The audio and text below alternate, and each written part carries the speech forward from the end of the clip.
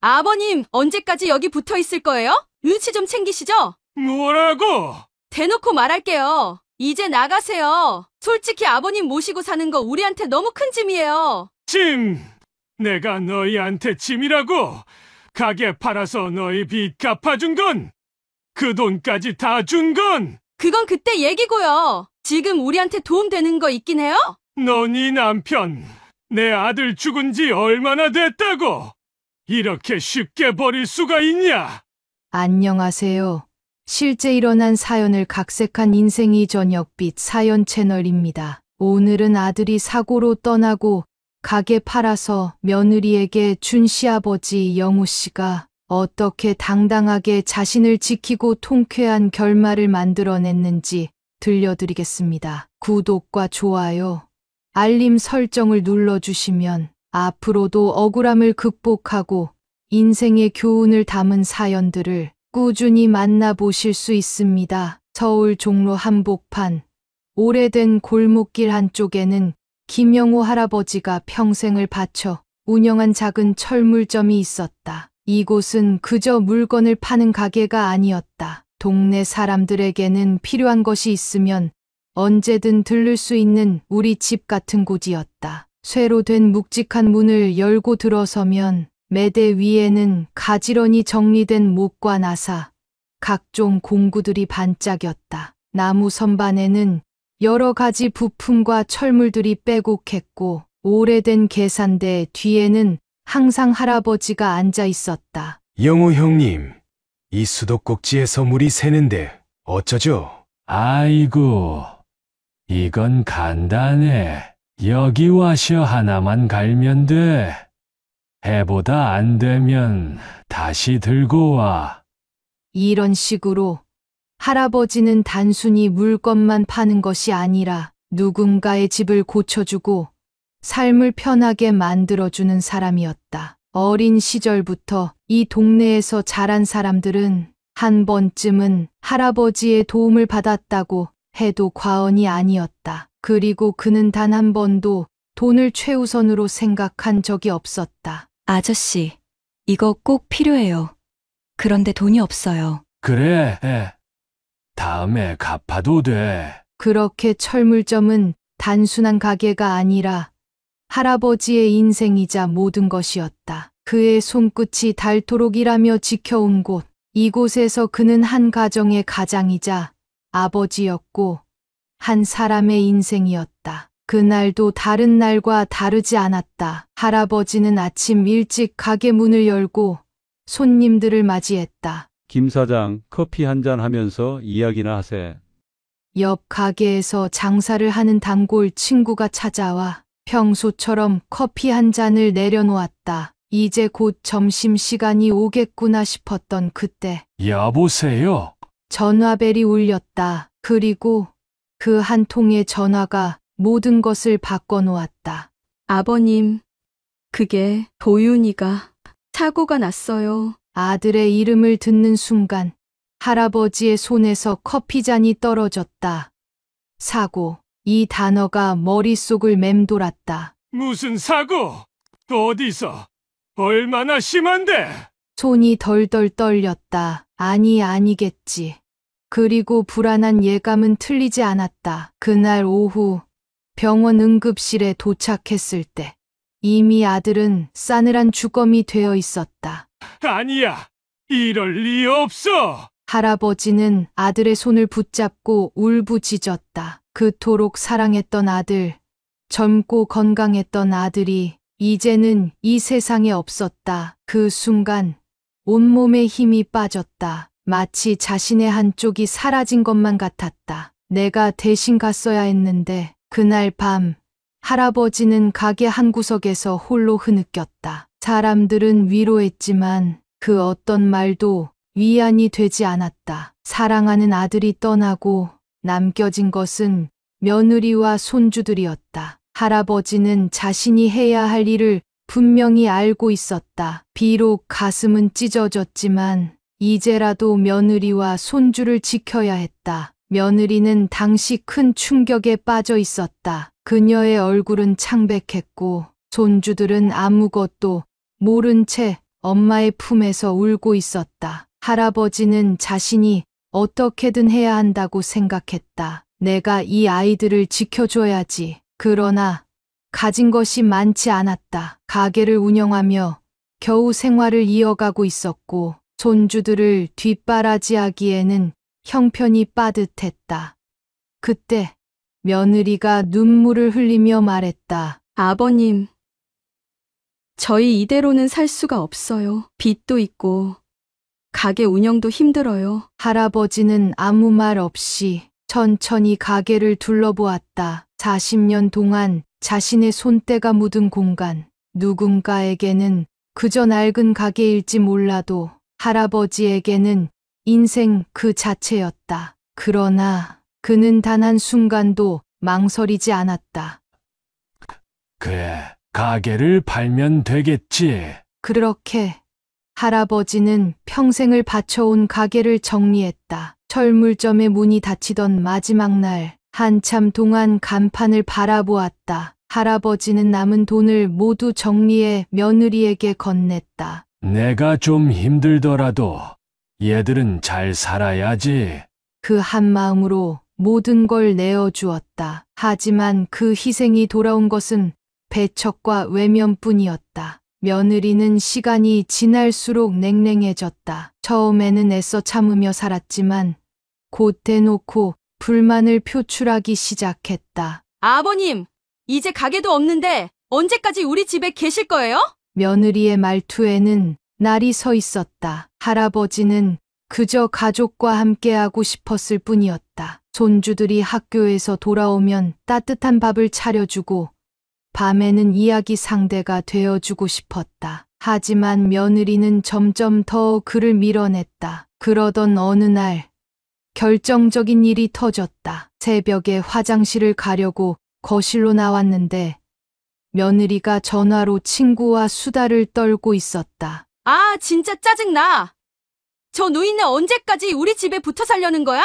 그냥 요양원 보내든가 해야지. 이러다가 미쳐버리겠어. 할아버지는 그 말을 듣고도 그저 가슴만 쓸어내릴 뿐이었다. 하지만 며느리는 결국 말이 아닌 행동으로 할아버지를 내쳤다. 아버님, 이제 저희도 힘들어요. 아버님도 혼자 사셔야죠. 당장 나가세요. 이건 아버님 집이 아니잖아요. 눈 깜짝할 사이였다. 평생을 헌신했던 가족에게서 아들이 남긴 마지막 가족에게서 한순간에 버림받았다. 한 줌 남은 짐을 등에 짊어지고 할아버지는 쓸쓸하게 집을 나섰다. 그날 밤 갈 곳 없는 그는 종로 지하철역 한 구석에 쪼그려 앉아 있었다. 멀쩡한 가게와 재산은 모두 며느리에게 넘어갔고 김명호 할아버지는 한순간에 모든 것을 잃은 사람이 되었다. 그날 저녁 무거운 발걸음으로 골목길을 빠져나온 할아버지는 손에 쥔 작은 보따리를 꼭 쥐었다. 안에는 낡은 옷 몇 벌과 아들이 어릴 적 사용했던 작은 공구함 하나뿐이었다. 그마저도 버릴 수 없어 가슴에 품고 나온 것이었다. 이게 다 무슨 소용이냐? 갈 곳을 정하지 못한 채 한참을 걸었다. 밤바람이 싸늘하게 불어왔지만 몸보다 마음이 더 추웠다. 평생을 바쳐 가족을 위해 희생했건만 결국 돌아온 것은 길 위의 삶이었다. 밤이 깊어갈수록 도망치듯 나왔던 현실이 더 깊이 와닿았다. 이제 돌아갈 곳도 부를 가족도 없었다. 지나가는 사람들이 눈치를 주었고 몇몇은 더러운 거지라도 본 듯이 코를 찡그리고 고개를 돌렸다. 내가 이렇게까지 초라한 사람이었나? 어딜 가야 할지 몰라 방황하던 할아버지는 결국 종로의 한 지하철역으로 발길을 옮겼다. 매일 많은 사람들이 지나가는 곳. 하지만 막상 그 안에 들어가니 아무도 할아버지를 신경 쓰지 않는 곳이었다. 역 한 구석. 차가운 바닥에 힘없이 주저앉았다. 한때는 따뜻한 집에서 손주들과 둘러앉아 밥을 먹고 가족을 위해 새벽부터 가게 문을 열던 자신이 이제는 이곳에서 길거리의 한 사람이 되었다는 현실이 믿기지 않았다. 노숙을 시작한 첫날 밤, 할아버지는 차가운 돌바닥 위에서 몸을 웅크리고 잠을 청해야 했다. 지나가는 행인들이 아무렇지 않게 발걸음을 옮겼고 누군가는 취한 채 큰 소리로 떠들었다. 그 모든 소음 속에서 할아버지는 한마디도 할 수 없었다. 오직 속으로 흐느낄 뿐이었다. 내가 어떻게 여기까지 왔지? 눈물이 흘렀다. 처음에는 참고 견디려 했지만 서러움이 한꺼번에 몰려와 결국 눈물이 흐르고 말았다. 차가운 바닥보다 외면당한 현실이 더 쓰라렸다. 멀리서 지하철이 들어오는 소리가 들려왔고 한 차례 더 큰 바람이 불어왔다. 할아버지는 힘겹게 몸을 일으켰다. 나는 이제 어디로 가야 하지?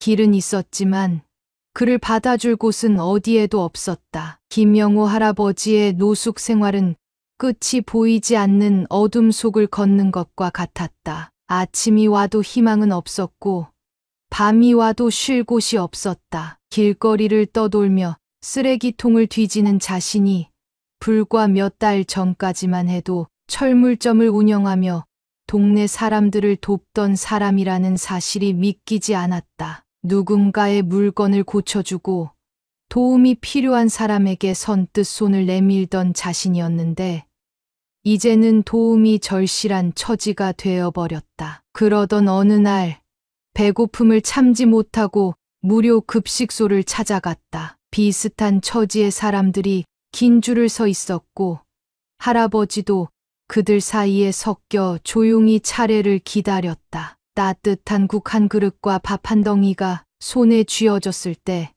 오래 잊고 지낸 눈물이 다시 차올랐다. 이 나이 먹고 한 끼를 해결하려고 이렇게 줄을 서야 하나?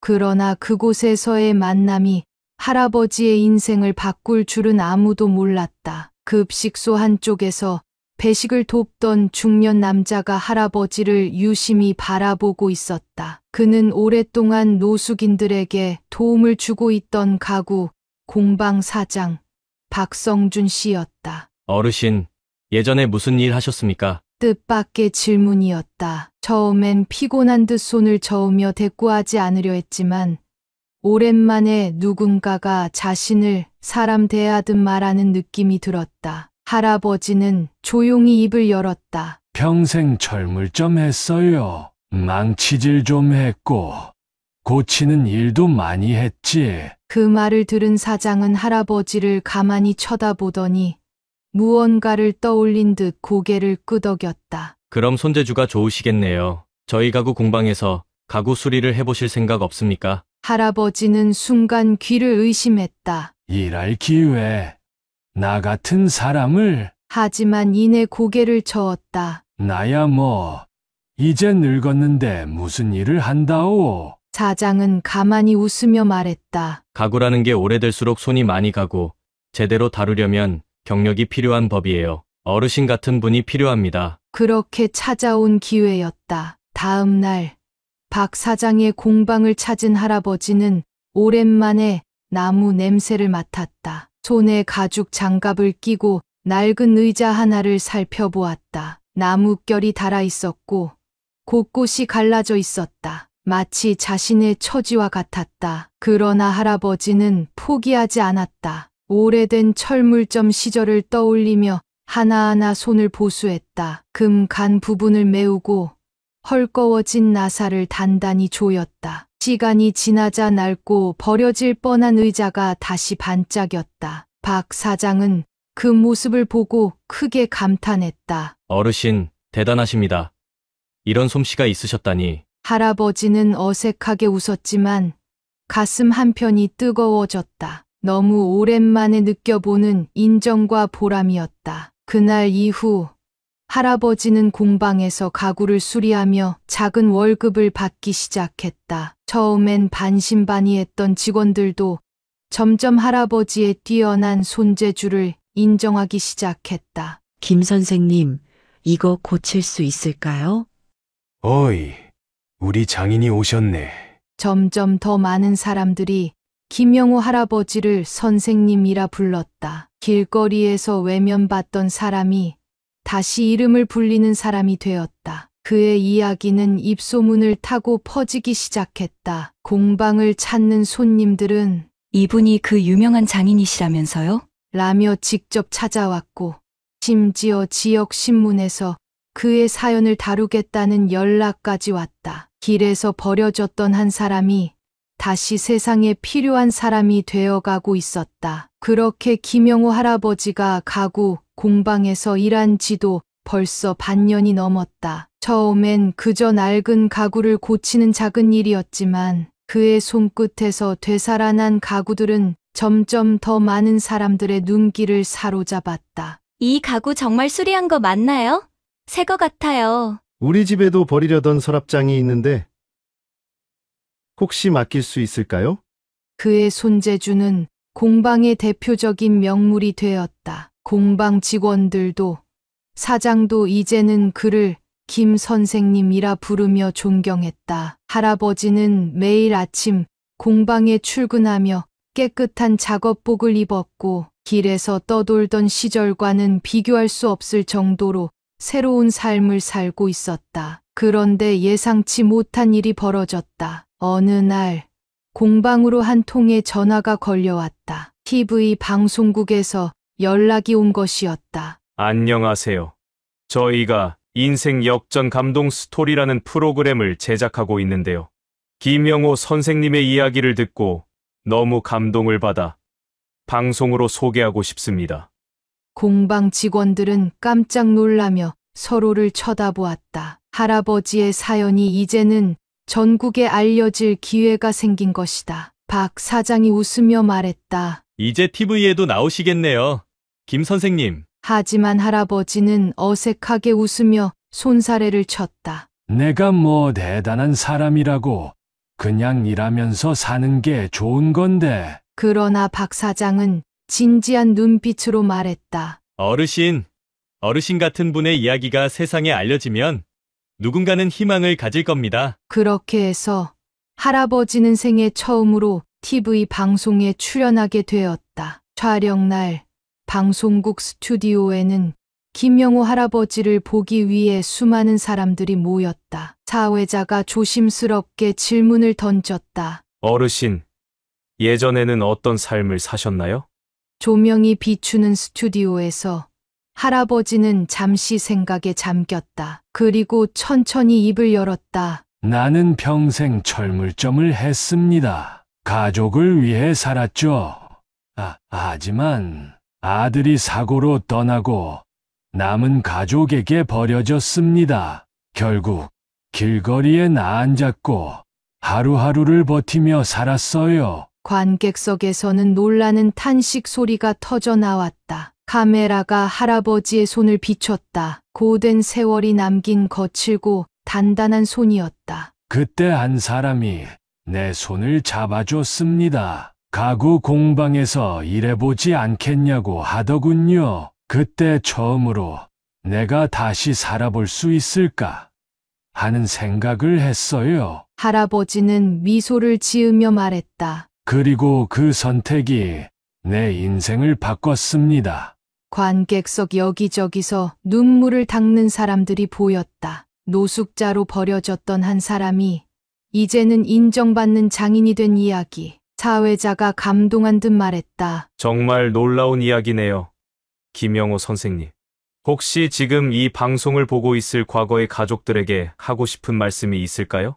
그 순간 스튜디오가 조용해졌다. 모두가 숨을 죽이고 할아버지를 바라봤다. 할아버지는 잠시 생각하더니 조용하지만 단호한 목소리로 말했다. 괜찮습니다. 지금의 제 삶이 더 행복하니까요. 그 한마디가 방송을 보고 있던 수많은 사람들의 가슴을 울렸다. 그 방송이 나가고 난 뒤 할아버지의 사연은 순식간에 전국적인 화제가 되었다. SNS와 인터넷 커뮤니티에서는 진짜 감동적인 이야기, 이런 분이 성공해야 한다 라는 반응이 쏟아졌다. 공방에는 가구를 맡기려는 손님들이 2배, 3배로 늘어났고 할아버지를 직접 보고 싶다는 사람들까지 찾아왔다. TV에서 보고 너무 감동받았어요.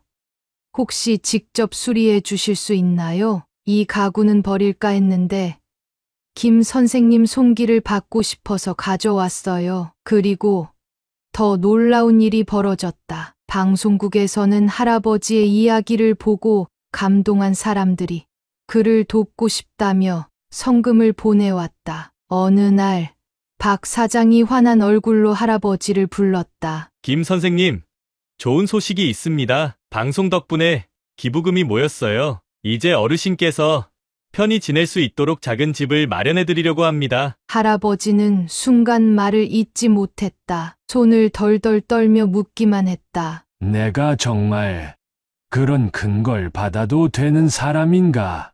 박 사장은 환하게 웃으며 말했다. 그럼요. 어르신은 충분히 받을 자격이 있는 분입니다. 과거를 뒤로하고 새로운 삶으로 몇 주 뒤 할아버지는 작은 집으로 이사했다. 창문 너머로 햇빛이 비치는 따뜻한 공간이었다. 거실 한쪽에는 자신이 직접 만든 나무 의자와 테이블이 놓여 있었다. 이제 더 이상 길에서 자지 않아도 되겠구나. 할아버지는 창밖을 바라보며 조용히 미소를 지었다. 그날 밤 텔레비전 앞에서 방송을 보던 며느리는 처음에는 무심하게 화면을 보다가 점점 표정이 굳어졌다. 노숙을 하던 사람이 TV에 나와 있다. 그 사람이 바로 자신이 쫓아낸 시아버지였다. 눈을 의심할 정도였다. 이게 말이 돼? 며느리는 당황한 얼굴로 채널을 돌렸다. 하지만 뉴스에도 인터넷에도 어디를 봐도 김영호 할아버지의 이야기가 가득했다. 그때 그녀의 남편이, 그러니까 새 남편이 비꼬듯 말했다. 당신, 그때 그 할아버지 쫓아낸 거 맞지?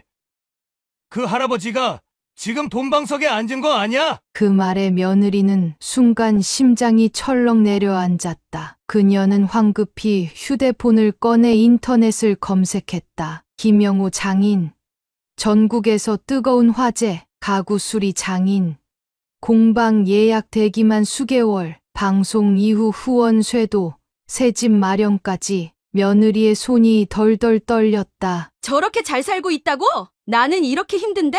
사실 그녀는 모든 걸 다 가졌다고 생각했었다. 철물점도, 재산도, 그리고 새로운 남편도. 그러나 욕심을 부리며 살아온 세월은 결국 그녀를 망쳐놓았다. 가게는 운영도 제대로 못하고 빚만 쌓였고 새 남편은 점점 무책임해졌으며 이제는 경제적으로 완전히 막다른 길에 몰려 있었다. 이러다간 나도 길바닥에 나앉겠어. 그 순간 그녀의 머릿속에 떠오른 한 사람이 있었다. 김영호 할아버지. 지금은 돈도 많고 유명해진 장인이 된 그 사람. 그래, 그 사람한테 가야 해. 며느리는 얼굴빛을 바꾸고 할아버지를 찾아가기로 결심했다. 며칠 후 할아버지가 공방에서 작업을 마치고 느지막이 집으로 돌아왔을 때였다. 문 앞에 낯익은 얼굴이 서 있었다. 며느리였다. 이전과는 전혀 다른 모습이었다. 화려한 옷을 입고 기가 세 보이던 모습은 사라지고 초라하고 수척한 얼굴로 불안한 눈빛을 하고 있었다. 할아버지는 순간적으로 발걸음을 멈췄다. 하지만 이내 담담한 표정으로 그녀를 바라봤다. 어쩐 일이냐? 그 짧은 한마디에 며느리는 마치 기다렸다는 듯이 잔뜩 굽실거리며 다가왔다. 아버님, 저예요. 이렇게 찾아와서 죄송해요. 아버님 방송을 보고 너무 감동받았어요. 이제야 아버님의 소중함을 깨달았어요. 하지만 할아버지의 표정은 전혀 변하지 않았다. 그저 멀뚱히 그녀를 바라볼 뿐이었다. 며느리는 서둘러 본론을 꺼냈다. 사실 요즘 많이 힘들어요. 가게도 잘 안 되고. 아버님, 저 좀 도와주시면 안 될까요? 아버님도 이제 성공하셨으니까 가족이잖아요. 우리 다시 잘 지내면 안 될까요? 그녀는 울먹이며 할아버지의 손을 붙잡으려 했다. 하지만 할아버지는 그 손을 피하며 조용히 말했다. 너도 이제 네 힘으로 살아봐라. 그 한마디에 며느리의 얼굴이 하얗게 질렸다. 아버님. 그땐 제가 잘 몰라서 한 번만 도와주세요. 손주들도 아버님 보고 싶어 해요. 하지만 할아버지는 싸늘한 눈빛으로 그녀를 바라봤다. 그 손주들이 나를 보고 싶었으면 진작 찾아왔겠지. 내가 길거리에 나 앉았을 때 너는 날 어떻게 했더라? 며느리는 우물쭈물하며 말을 잇지 못했다. 할아버지는 한숨을 쉬며 말했다. 이제 와서 후회해봤자 늦었다. 너도 네가 선택한 삶을 살아라. 할아버지는 더 이상 말을 잇지 않고 천천히 문을 닫았다. 철컥 문이 닫히는 소리가 들리자 며느리는 망연자실한 얼굴로 한참 동안 그 자리에 서 있었다. 며느리가 문 앞에서 울먹이던 그날 이후 그녀는 몇 번이고 다시 찾아왔다. 아버님. 제발 한 번만 이야기 좀 들어주세요. 아버님. 저 정말 절박해요. 손주들도 아버님을 보고 싶어 해요. 하지만 할아버지는 더 이상 그녀의 말에 흔들리지 않았다. 어느 날 그녀는 마지막으로 손주들까지 데리고 찾아왔다. 그동안 얼굴을 볼 수 없었던 손주들이 문 앞에 서 있자 할아버지의 마음이 순간 흔들렸다. 할아버지, 오래전에 떠났던 목소리. 할아버지는 한 걸음 앞으로 나아갔다. 하지만 그 순간 손주들의 표정이 어딘가 어색하다는 걸 깨달았다. 손주들은 며느리의 손에 이끌려왔을 뿐 그들의 눈빛에는 간절함이 없었다. 오히려 불편한 기색이 역력했다. 그때 며느리가 다급하게 말했다. 얘들아, 할아버지한테 한마디씩 해라. 네 엄마 힘든 거 알지? 할아버지가 도와주셔야 우리가 살지 않겠니? 그러자 손주 중 하나가 차가운 목소리로 대답했다. 엄마, 그만해. 엄마가 그때 할아버지를 어떻게 대했는지 기억 안 나? 이제 와서 도움을 청한다고?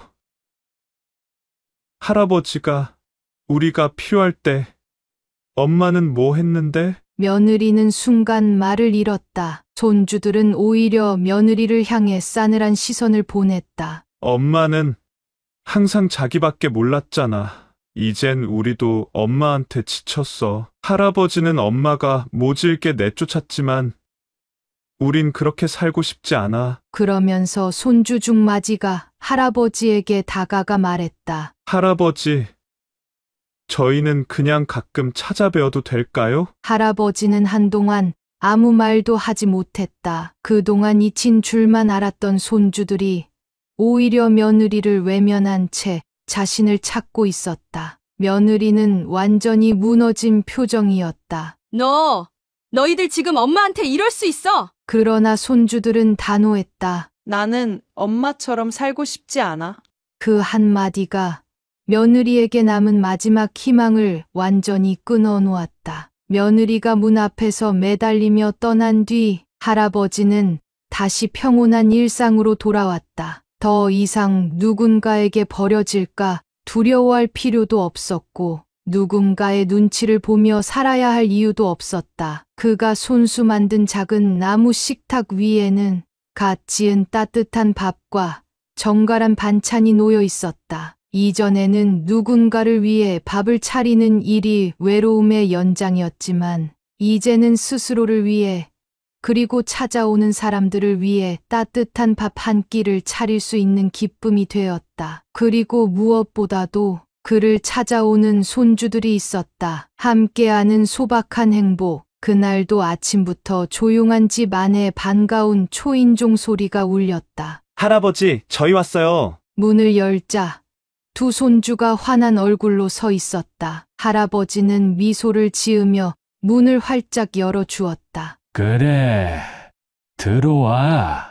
할아버지가 국도 끓여놨다. 손주들은 익숙하게 식탁에 앉았고 할아버지가 직접 지은 따뜻한 밥과 국을 먹으며 활짝 웃었다. 할아버지 밥이 제일 맛있어요. 맞아. 엄마가 해주던 밥보다 훨씬 맛있어요.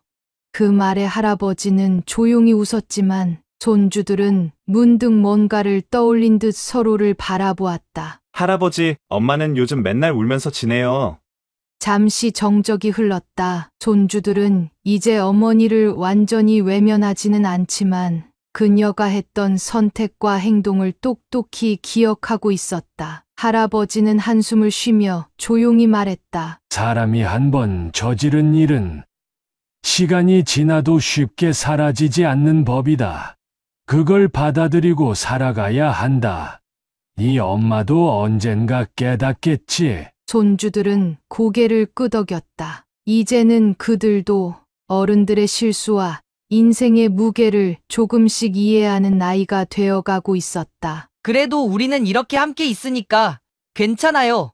손주가 밝게 웃으며 할아버지의 손을 꼭 잡았다. 그 순간 할아버지의 얼굴에도 잔잔한 미소가 번졌다. 그래, 너희가 와주니 할아버지는 그걸로 충분하다. 지금이 가장 행복한 순간. 식사를 마친 후 할아버지는 손주들과 함께 마당으로 나갔다. 작은 텃밭에는 할아버지가 손수 기른 채소들이 자라고 있었고 나무 그늘 아래에는 그가 직접 만든 나무 벤치가 놓여 있었다. 손주들은 익숙하게 벤치에 앉아 할아버지 옆에서 도란도란 이야기를 나누었다. 할아버지, 다음엔 저희도 가구 만드는 거 가르쳐 주세요. 그래, 할아버지가 하나하나 가르쳐 줄 테니 배워보렴. 할아버지는 따뜻한 햇살을 맞으며 나무결을 따라 손끝으로 부드럽게 쓸어내렸다. 예전 같았으면 자신이 누릴 수 없는 행복이라고 생각했을지도 모른다. 하지만 이제는 과거를 떠나 온전히 자신의 삶을 살아가고 있었다. 길 위에 버려졌던 시절도, 배신당하고 울었던 밤들도 이제는 더 이상 그의 마음을 붙잡아 두지 못했다. 이제는 남이 아니라 온전히 자신을 위해 살아가는 사람이 되었다. 그리고 그 옆에는 그를 진심으로 아끼는 손주들이 함께하고 있었다. 이제야 진짜 평온한 삶을 사는 것 같구나. 할아버지는 조용히 눈을 감고 따뜻한 봄바람을 온전히 느꼈다. 그의 인생은 이제부터가 진짜 시작이었다. 여러분은 김영호 할아버지의 용기 있는 대처 어떻게 생각하시나요? 여러분의 생각을 댓글로 남겨주세요. 오늘 사연은 여기까지입니다. 구독, 좋아요, 알림 설정을 눌러주시면 꾸준히 따뜻하고 감동적인 실화 사연을 받아보실 수 있습니다. 다음 영상에서도 더욱 공감 가는 이야기로 찾아뵙겠습니다. 시청해 주셔서 감사합니다.